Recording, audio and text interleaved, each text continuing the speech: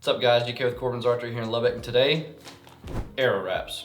We're going to talk to you today on the pros and cons of arrow wraps, why some people like to run them, why some people don't, and we're just going to dive in to give you kind of the pros and cons of if you should run them or not. So just diving in, you can see here we got a bunch of different kind of looks, fluorescence, reflective, a bunch of different kind of colors and schemes and all that we personally carry. So quickly about arrow wraps, they look really good on a shaft, especially like an all white look or something bright and reflective. And that's one of the pros to running an arrow wrap is reflective. They look really good. Easier to find that arrow, easier to see, how good your hit was, if there's blood, stuff like that. Just the aesthetic part of it looks awesome. It makes that arrow look really professional, really clean. A lot of people love to get their customs done with the arrow wraps.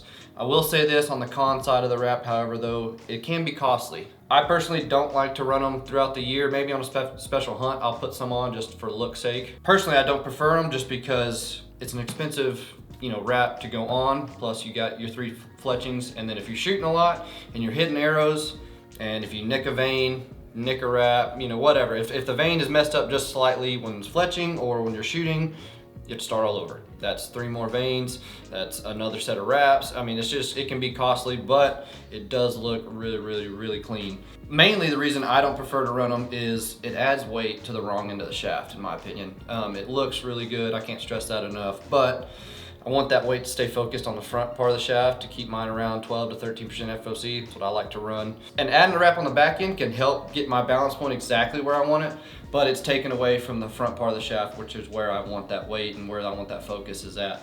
So I like to keep my shafts naked, as we like to say, run 3 veins on the back. Arrow wraps look cool. They're nice for finding that arrow, like I said, very reflective and just aesthetically pleasing.